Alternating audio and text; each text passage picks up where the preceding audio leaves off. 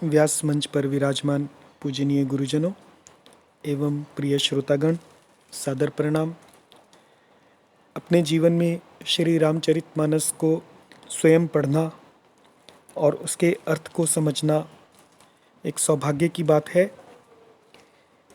इसी उद्देश्य से श्री रामचरितमानस की चौपाइयों का हिंदी में अनुवाद YouTube पर किया जा रहा है।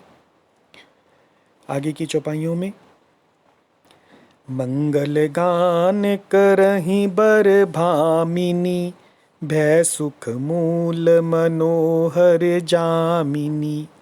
अंचई पान सब काहू पाए, सृग सुगंध भूषित छबि छाए। राम ही देखी रजाय सुपाई, निज निज भवन चले सिर नाई। प्रेम प्रमोद बिनोद बड़ाई, समऊ समाजु मनोहर ताई। कही न सकहीं सत सारद सेसु, वेद बिरंचि महेश गणेशु। सो मैं कहूँ कवन विधि बरनी, भूमि नागु सिर धरई की धरनी। नृप सब भांति सब ही सन्मानी, कही मृदु बचन बोलाई रानी। बधुलर कनी पर घर आई, राखे हु नयन पलक की नाई।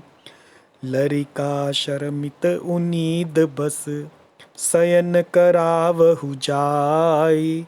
अस कहिगे विश्राम गृह, राम चरण चितुलाई। अब इसका सरलार्थ। मंगल गान कर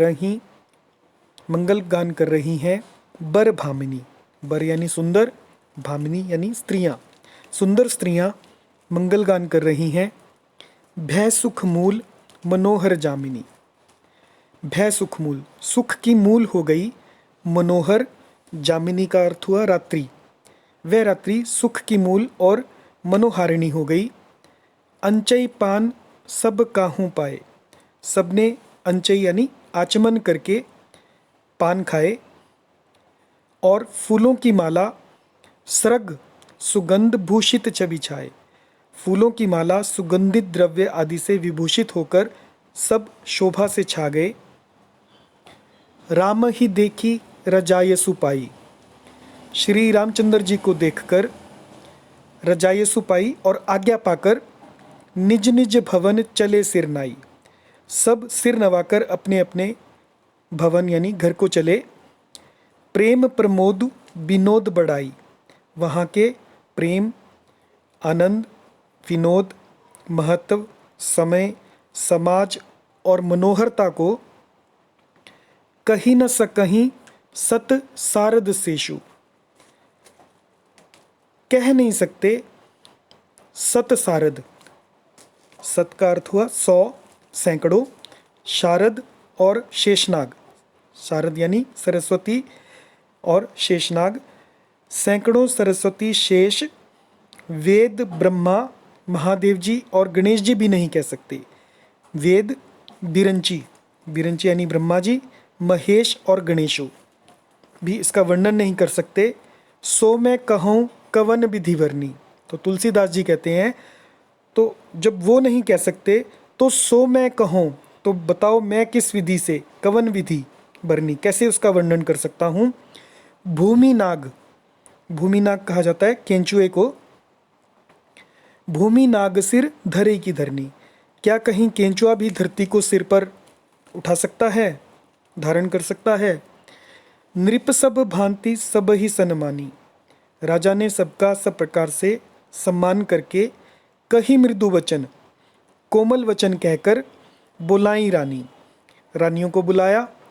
बधुलर कनी पर घर आई, और कहा कि बधू यानी बहुएं अभी लरकनी बच्ची हैं और पराए घर आई हैं, पर घर आई हैं। राखे हूँ नयन पलक की नाई। इनको इस तरह से रखना जैसे नेत्रों को पलकें रखती हैं। राखे हूँ नयन, नयन को जैसे पलक रखती है उसी प्रकार से रखें। जैसे पलकें नेत्रों की सब प्रकार से रक्षा करती हैं और उन्हें सुख पहुंचाती हैं, वैसे ही इनको सुख पहुंचाना।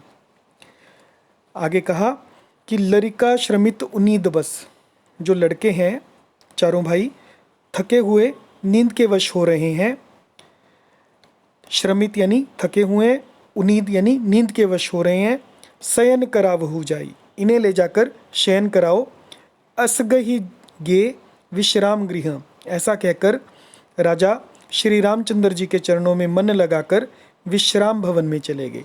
असगहि गे विश्राम गृह, ऐसा कहकर विश्राम गृह गए और रामचरण चितुलाई, उन्होंने राम जी के चरण में चित्त लगा लिया। जय सिया राम।